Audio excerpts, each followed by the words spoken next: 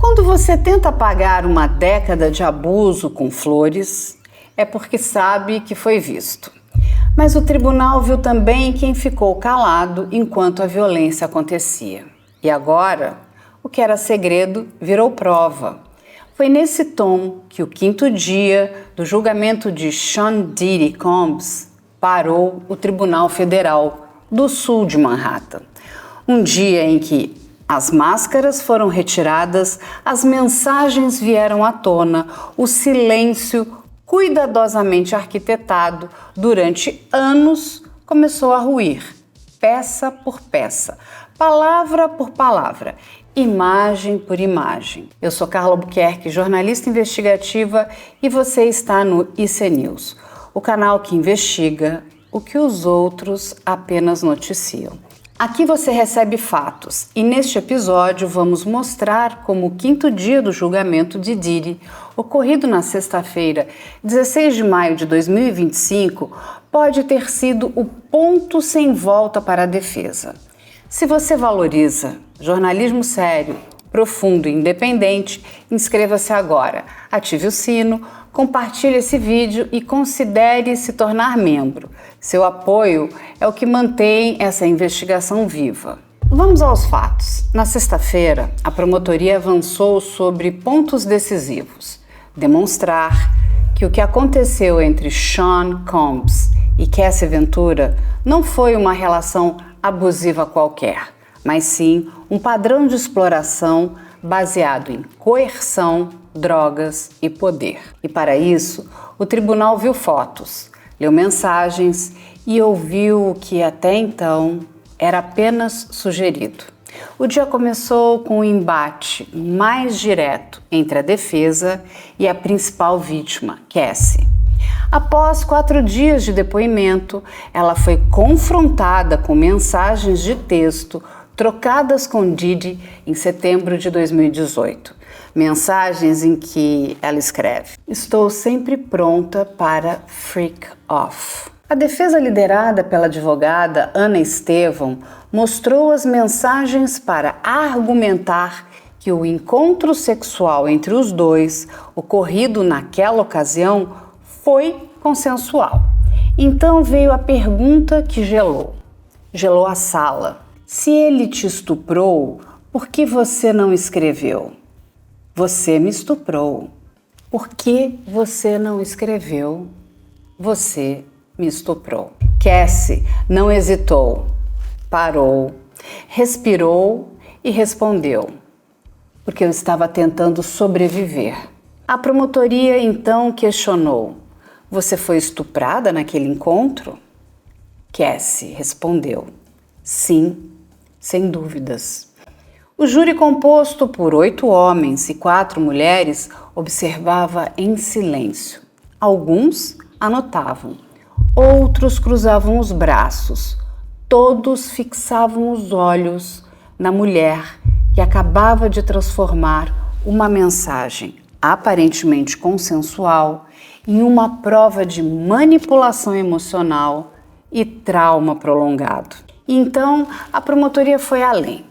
Exibiu no tribunal fotos do quarto de hotel onde Diddy foi preso. Pacotes de ketamina, MDMA, cocaína, somas em dinheiro e equipamentos eletrônicos. De acordo com a investigação, era ali que se organizavam as freak-offs, eventos com acompanhantes sob efeito de drogas, filmagens e ameaças de exposição. Os promotores argumentaram que essas imagens reforçam o padrão de coerção e controle, que o dinheiro e as substâncias eram a logística do crime e que Combs não apenas participava dos atos, mas os arquitetava.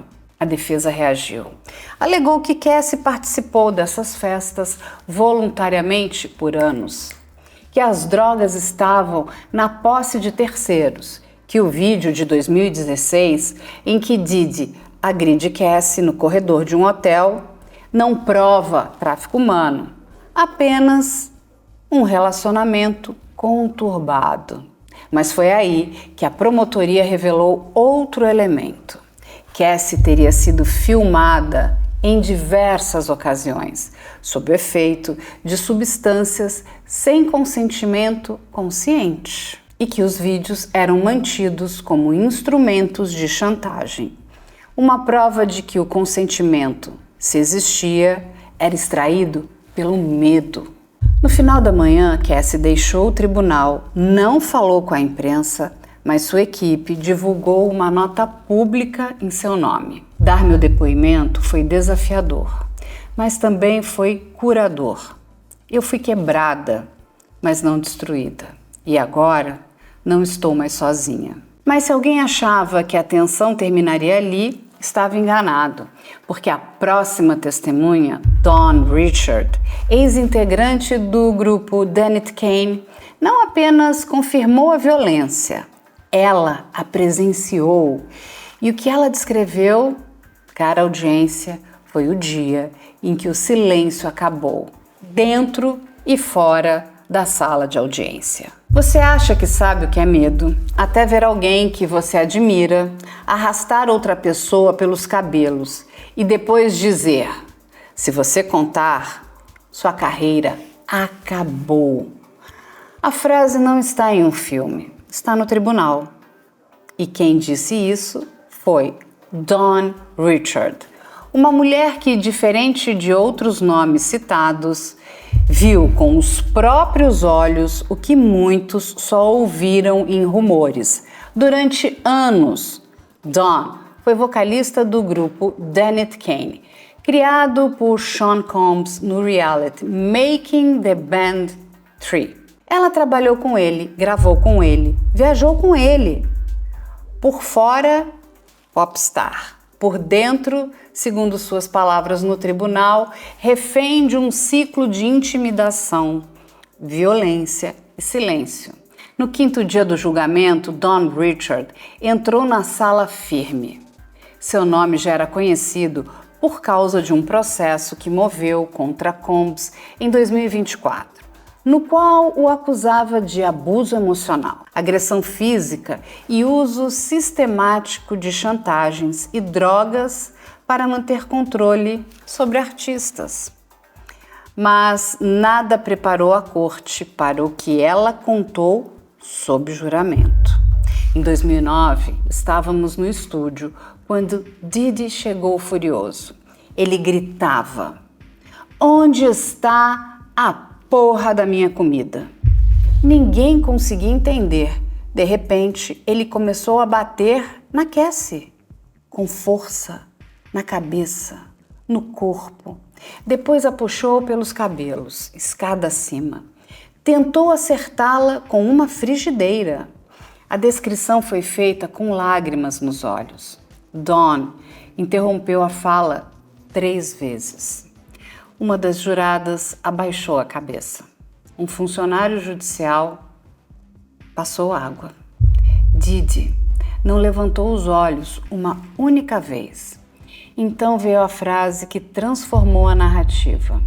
No dia seguinte, ele apareceu com flores e disse que se a gente contasse para alguém, ele arruinaria nossas carreiras. Essa prática, o agora flores, depois controle, tem sido repetidamente mencionada por múltiplas testemunhas como um dos métodos mais consistentes de Combs. Alternar agressões e gestos de afeto para desestabilizar psicologicamente suas vítimas. Dawn ali não apenas falava do que viu, ela confirmava um padrão já descrito por Cassie Ventura, Israel Flores e Daniel Phillip nos dias anteriores, e o júri estava atento.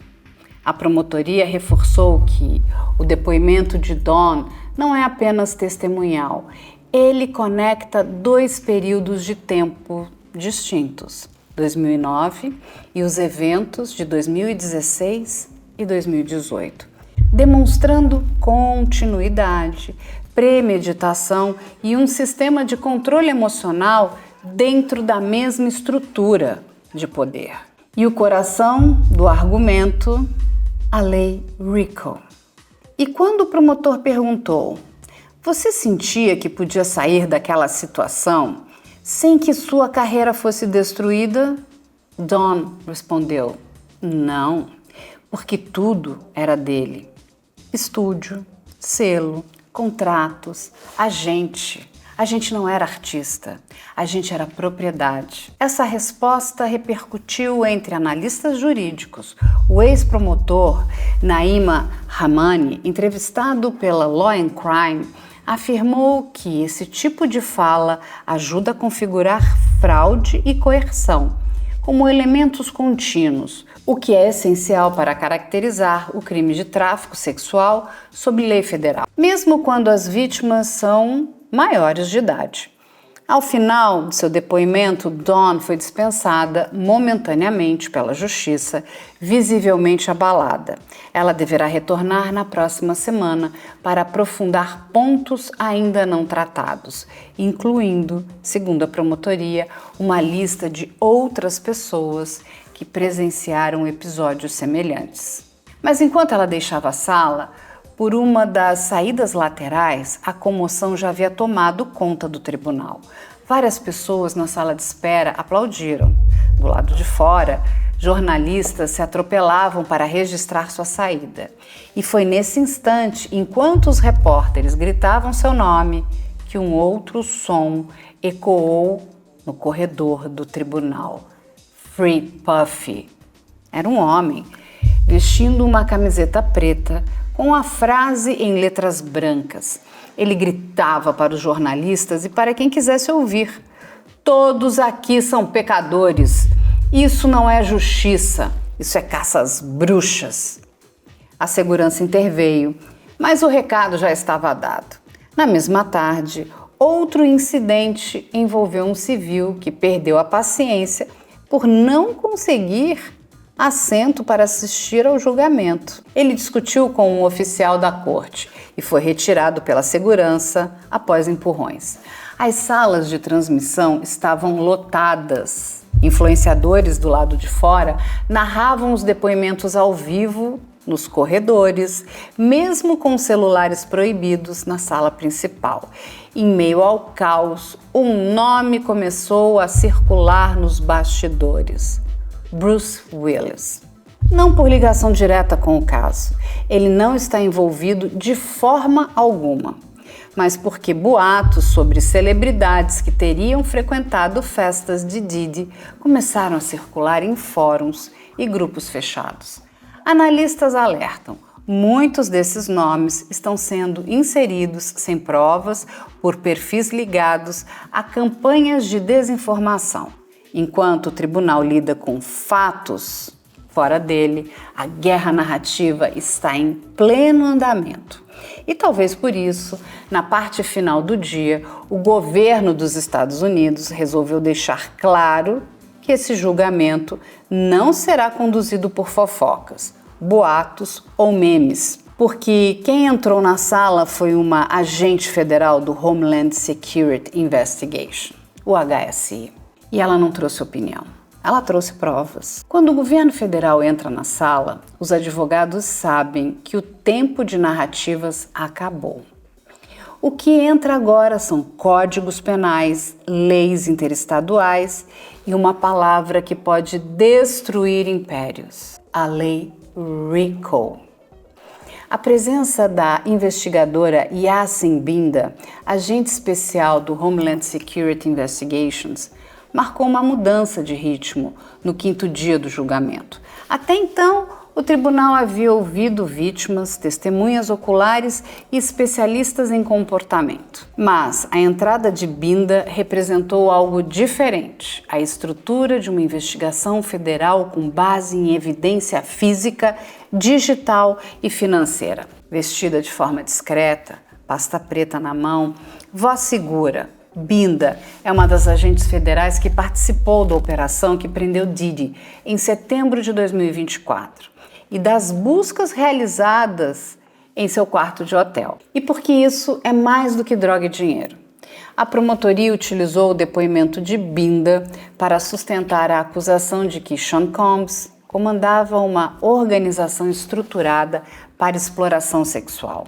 Uma acusação com base na lei federal RICO, Racketeer, Influence and Corrupted Organizations Act. que exige provas de atuação continuada em um empreendimento criminoso, com múltiplos atos ilegais interligados.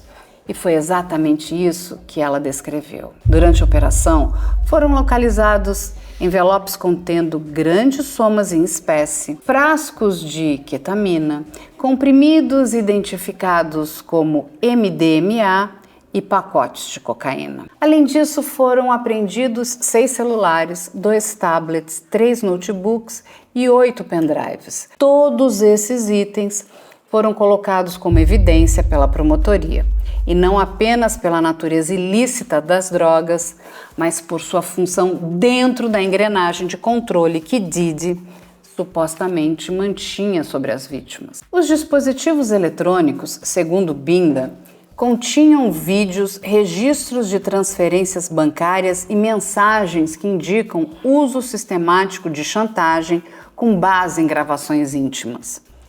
Uma das linhas mais fortes do seu depoimento foi: as evidências indicam que as substâncias eram utilizadas não apenas para a recreação, mas como mecanismo de dominação e manipulação durante os encontros sexuais forçados. Isso é fundamental para a promotoria: comprovar que havia fraude, força ou coerção. Os 3 critérios que diferenciam um ato consensual de um crime de tráfico sexual, sob a lei americana. Mas Binda foi além. Ela descreveu a forma como o HSI interceptou comunicações entre membros do círculo de Combs, sugerindo que havia conhecimento por parte de seguranças e assistentes sobre os eventos conhecidos como freak-offs. Havia coordenação, desde transporte de vítimas até a preparação de locais e fornecimento de substâncias. Tudo era registrado com datas e nomes. Com isso, a promotoria começa a montar uma peça jurídica que vai além do indivíduo Sean Combs.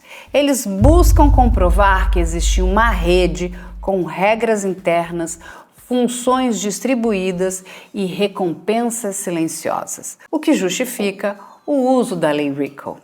E enquanto os slides com fotos das substâncias, anotações financeiras e parte dos vídeos eram mostrados exclusivamente ao júri, a sala ficou em completo silêncio. O clima era de desconforto e a atenção absoluta. A defesa, como esperado, se opôs à exibição completa dos vídeos, alegando violação de privacidade. A justiça permitiu apenas a leitura de trechos das transcrições, protegendo a identidade de algumas das vítimas não identificadas. Mas o que foi lido foi suficiente para endurecer o semblante dos jurados. Você sabe que está sendo filmada? Não sabe? Melhor você sorrir. Ou vai ter problemas depois. Segundo a promotoria, essa frase foi dita por uma voz masculina, não identificada, em um dos vídeos apreendidos. A defesa contestou a autenticidade, mas a promotoria afirmou que a perícia digital confirma que o áudio foi extraído de um dos dispositivos pessoais de Combs. O impacto desse depoimento vai além do conteúdo. A presença de um agente federal do HSI demonstra ao júri e à opinião pública que o caso não é baseado apenas em testemunhos emocionais, mas em provas materiais com respaldo legal e técnico. E isso altera o equilíbrio estratégico do julgamento. O ex-promotor Niyama Ramani comentou à CNN americana que, com esse tipo de testemunho técnico, a acusação ganha corpo institucional e credibilidade perante ao júri, reduzindo o espaço para alegações de vingança pessoal ou conflitos de relacionamento. Do lado de fora, enquanto Yassin Binda ainda estava no tribunal, manifestantes começaram a se aglomerar. Alguns seguravam cartazes com os dizeres "We believe survivors". Outros, em contrapartida, gritavam frases como "Where is the proof?" ou Puff is innocent. E mais uma vez, um apoiador vestindo um moletom, Free Puffy, tentou se aproximar da imprensa, defendendo Combs como uma vítima de uma caça política e citando teorias conspiratórias envolvendo mídia, política e até celebridades. A segurança agiu rapidamente. Mas a frase mais chocante veio quando um homem foi ouvido dizendo: "Sabe quem vai libertar o Puff? O Trump." Segundo veículos como a TMZ e a Rolling Stone, circulam rumores de que pessoas ligadas a Combs já sondaram intermediários do atual presidente americano para sondar a viabilidade de um perdão federal, caso o réu venha a ser condenado. Essa especulação ganhou força após declarações públicas de Suge Knight, que de dentro da prisão previu: se Trump voltar, Diddy sai. Bom, Trump está aí. A gente espera que Diddy não saia. O que chama atenção é que Suge Knight e Puff Daddy eram desafetos. Um da costa oeste, o outro da costa leste. Um da Bad Boy Records, o outro da Death Row. O que aconteceu? Porque Suge Knight agora resolveu defender Puff. O que começou com uma briga sobre comida virou um processo federal por tráfico humano. Exatamente isso. E agora, cada testemunho é mais uma rachadura no castelo dourado de Diddy, que parece menos uma mansão e mais uma cela decorada. O quinto dia de julgamento não encerrou apenas uma semana processual. Ele reorganizou as peças do tabuleiro. Pela primeira vez, jurados viram um depoimento técnico detalhado da acusação, respaldado por documentos, perícias e provas físicas. E pela primeira vez, a defesa de Diddy se viu confrontada com a lógica de um processo que não depende mais de ele disse, ela disse, mas sim de protocolos federais, perícias e cruzamento de dados. A agente especial Yassin Binda, do Homeland Security, foi apenas a primeira de uma nova fase do julgamento, a dos agentes, especialistas e investigadores, que ao longo da próxima semana devem continuar, junto com a mãe da Cassie, outras testemunhas oculares e, inclusive, e provavelmente, a figura da The Punisher. Quem é The Punisher? A gente vai saber na próxima semana. Com isso, devem continuar a montar o quebra-cabeça logístico das freak-offs, dos pagamentos e da suposta organização criminosa que sustenta a acusação de RICO. Cassie, agora fora da sala, deixou para trás uma impressão muito mais potente do que apenas um depoimento de vítima. Ela foi consistente, direta e corroborada por provas e por outras testemunhas, como Danielle Phillip e Dawn Richard.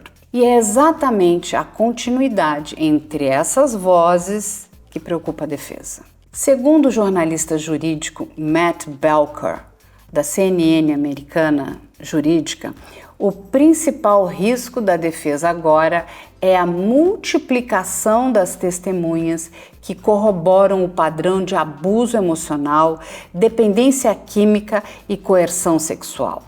Mesmo que algumas mensagens apontem para momentos consensuais, o peso acumulado das evidências pode ser fatal perante um júri que já viu vídeos de agressão, imagens de drogas e dinheiro no quarto de Diddy, prints de mensagens comprometedoras e depoimentos de medo e controle durante mais de uma década. Enquanto isso, nos bastidores, o ambiente fora da corte ficou mais inflamado. Nas redes sociais, hashtags como Free Diddy e Justice for Cassie se alternam nos trending topics. O TikTok virou arena de guerra de influenciadores que tentam narrar, comentar, atacar ou defender os envolvidos. Grupos pró-Combs começaram a circular vídeos antigos de celebridades com Diddy, insinuando que ele não fez nada sozinho. A resposta da promotoria tem sido o silêncio. Eles seguem com o foco no que foi mostrado, não no que está sendo especulado. A presença da imprensa internacional aumentou. Temos ali veículos importantes como CNN americana, TMZ, Law and Crime e a BBC. Estão cobrindo diariamente o caso, enquanto jornais como o New York Times e o Washington Post enviaram repórteres fixos para a Corte do Sul de Manhattan.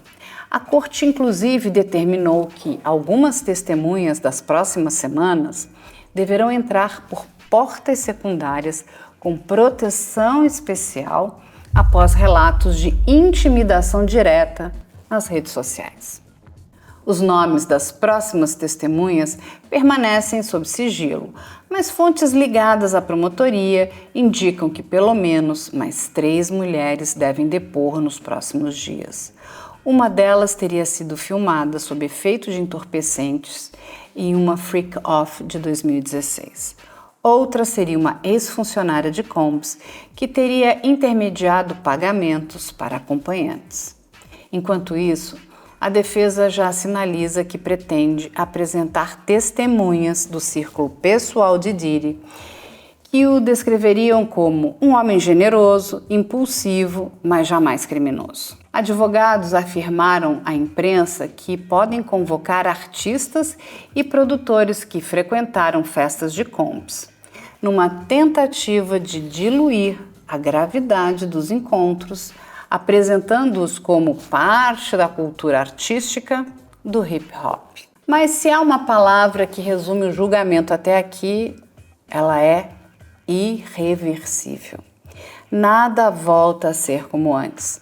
As imagens vistas, os áudios lidos, os olhares trocados entre vítima e réu, tudo agora está gravado nos autos e na memória do júri. Se há algo que ficou claro nessa primeira semana, é que não se trata apenas de condenar um homem. Trata-se de revelar um sistema que durante décadas usou a arte como fachada para a impunidade. E por isso que o julgamento de Sean Diddy Combs já é chamado de o caso Harvey Weinstein da indústria musical. Eu acredito que ele é muito maior do que o caso Harvey Weinstein. Mas diferente de Hollywood, o palco agora é o tribunal. E os protagonistas não têm script, só verdades. Como escreveu Victor Hugo, pensador francês do século XIX, quando a injustiça se torna lei, a resistência se torna dever. E é isso que está acontecendo aqui. Resistência. A fama que protege, ao silêncio que abafa, a máquina que mascara. Nós, do IC News, seguimos cobrindo cada detalhe com responsabilidade, precisão e coragem. Obrigada por estar conosco até aqui. Se você ainda não é inscrito, inscreva-se, curta, comente e compartilhe. Deixe aqui o que você acha desse caso. E se puder, torne-se membro do canal para manter vivo o jornalismo investigativo independente. Nos próximos dias, voltamos com novos depoimentos, novos confrontos e, quem sabe, novos nomes. Porque, como já aprendemos, ninguém constrói esse tipo de poder sozinho. Fique conosco para mais updates.